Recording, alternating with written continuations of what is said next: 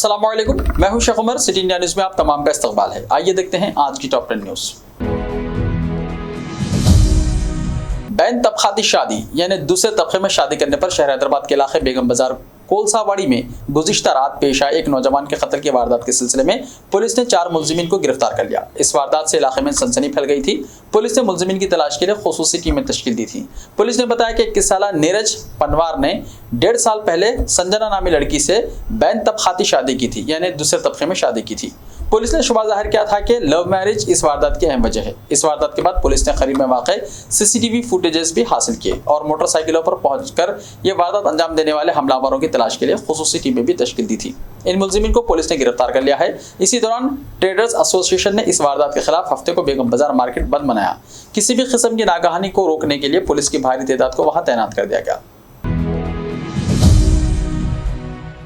तेलंगाना के निजामाबाद शहर की बॉक्सिंग स्टार निखत जरीन जो वर्ल्ड चैंपियन बन गई है, उनके घर में खुशी का माहौल है। उनकी वालदा परवीन सुल्ताना ने इसको फखर का लम्हा करार दिया है और कहा है कि इसके इजहार के लिए उनके पास अल्फाज नहीं है। वो जूनियर वर्ल्ड चैंपियन पहले ही रही थी, ताहम अब उन्होंने सीनियर्स में से एक तरफा कामयाबी 5-0 हासिल की है। बेटी की कामयाबी पर मसरूर उनकी वालदा ने कहा कि तेलंगाना में खातून बॉक्सर्स नहीं हैं। बॉक्सिंग के खेल में निखत की दिलचस्पी पर उनको इब्तिदा में खौफ हुआ, क्योंकि ये उमूमन लड़कों का खेल माना जाता था। निखत की इसमें काफ़ी दिलचस्पी थी।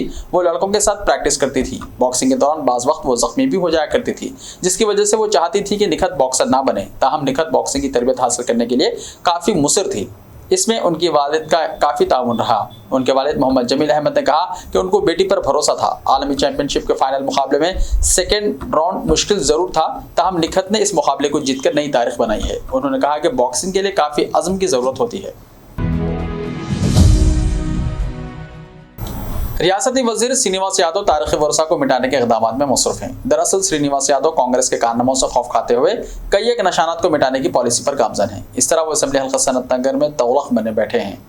सिकंदराबाद के MG रोड पर वाक़ गांधी पार्क में ख़दीम गांधी मुजस्समे की मुंतक़िली के खिलाफ मुनक़्क़िदा एहतजाजी प्रोग्राम से खिताब के दौरान कांग्रेस सीनियर लीडर शशिधर रेड्डी ने TRS हुकूमत पर भी सख्त तनक़ीद की। इस मौके पर उन्होंने ये भी कहा कि वो पार्क के तरक्याती कामों के खिलाफ नहीं है, ताहम मौजूदा मुकाम पर वाक़ गांधी जी के मुजस्समे को जूं का तू कायम रखना चाहिए, क्योंकि तारीख़ी मुजस्समे का हिंदुस्तान के पहले वज़ीर आज़म पंडित जवाहरलाल नेहरू के हाथों 1954 में इफ्तिताह अमल में आया था। बरसहा बरस से रियासत के मुख्तलिफ चीफ मिनिस्टर्स और कायदीन अहम दिनों में मुजस्समे पर पहुंचते हैं और इन्हें खिराज अक़ीदत पेश करते हैं। तेलंगाना हुकूमत ने महकमा पुलिस में 17,291 मुलाजिमतों पर भर्ती के लिए उम्मीदवारों को दरख्वास्त दाखिल करने की आखिरी तारीख में 26 मई तक तौसी कर दी है। 2 मई से उम्मीदवारों से दरख्वास्तें वसूल की जा रही थी, जिसका कल 20 मई की रात 10 बजे इसका वक्त खत्म हुआ, लेकिन दरख्वास्त दाखिल करने की आखिरी तारीख में मजीद 6 दिनों की तौसी कर दी गई, जिससे मजीद लाखों नौजवान दरख्वास्तें दाखिल कर सकते हैं। क़ब्ल आज दिन में चीफ मिनिस्टर के चंद्रशेखर राव ने महकमे पुलिस में भर्ती के लिए उम्मीदवारों की उम्र की हद को मजीद 2 साल तक बढ़ाने का फैसला किया। चीफ मिनिस्टर चंद्रशेखर राव ने ग्रेजुएट MLCP राजेश्वर रेड्डी की तरफ से तेलंगाना के नौजवानों के लिए उम्र की हद में इजाफा करने की दरख्वास्त का मुस्बित जवाब दिया है, क्योंकि रियासत तेलंगाना में पहली बार 95% मुकामी अफराद को मुलाजिमत फराहम करने के लिए नए जोनल सिस्टम पर अमल किया जा रहा है और कोरोना की वजह से गुज़िश्ता 2 साल से नौजवान बेरोजगार हैं। चीफ मिनिस्टर ने चीफ सेक्रेटरी और DGP को इस सिलसिले में फौरी कार्रवाई करने की हिदायत दी।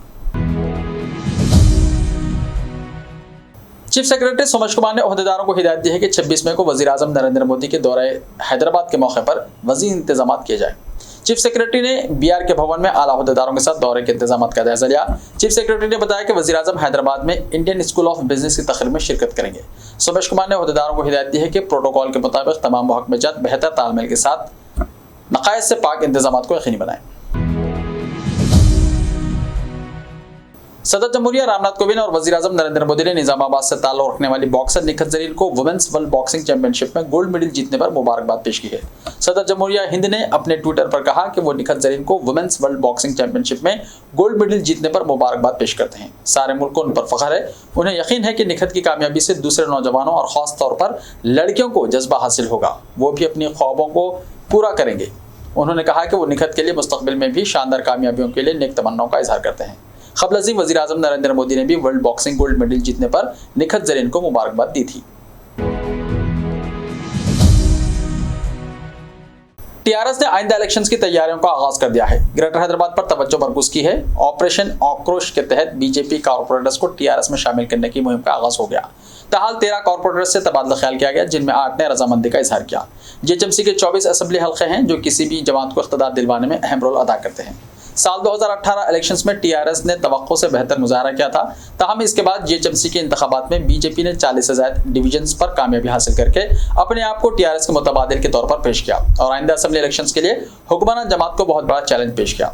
टीआरएस आइंदा असेंबली इलेक्शन से पहले ग्रेटर हैदराबाद में अपनी सियासी ताकत बढ़ाने के लिए हिकमत अमली का आगाज कर दिया है और जरूरत पड़ने पर बीजेपी कॉर्पोरेटर्स को पार्टी में शामिल करने के शहर के वज़रा, अरकान असेंबली और पार्टी कायदीन की हिदायत दी गई है कि जिस पर अमल शुरू कर दिया गया है। ज़राए से पता चला है कि अभी तक बीजेपी के 13 कॉर्पोरेटर्स से बातचीत हुई है। महकमे मौसमियात ने कहा है कि तेलंगाना के बास अजला में कहीं कहीं आइंदा 24 घंटों के दौरान गरज और चमक के साथ बारिश होगी और 30 से 40 किलोमीटर फी घंटे की रफ्तार से तूफानी हवाओं का इम्कान है।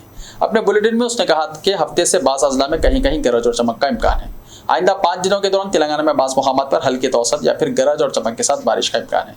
गुज़िश्ता 24 घंटों के दौरान रियासत के बास मुकामात पर बारिश हुई।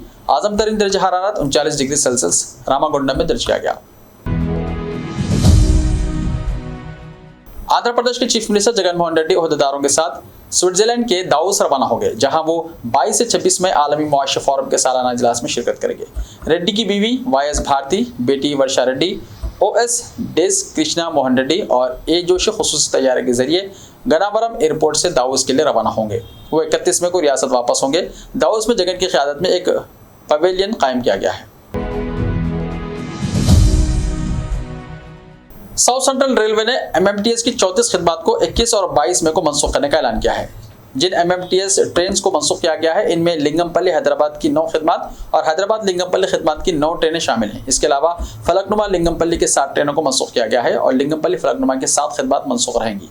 कहा गया है कि दूसरी जो खिदमात मनसूख की गई हैं, इनमें सिकंदराबाद लिंगमपल्ली और लिंगमपल्ली टू सिकंदराबाद ट्रेन की खिदमात भी शामिल हैं। एक प्रेस नोट में ये बात बताई गई। ऐसे ही ताज़ा तरीन खबरों के लिए हमारे इस YouTube चैनल को सब्सक्राइब करते हुए इसके बेल आइकन को प्रेस कर लीजिए। लाइव वीडियोस देखने के लिए प्ले स्टोर से हमारे ऐप सिटी इंडिया न्यूज़ को डाउनलोड करें। लिंक्स डिस्क्रिप्शन में मौजूद है। तो मिलते हैं कल, तब तक के लिए अपना ख्याल रखिए। अल्लाह हाफिज़।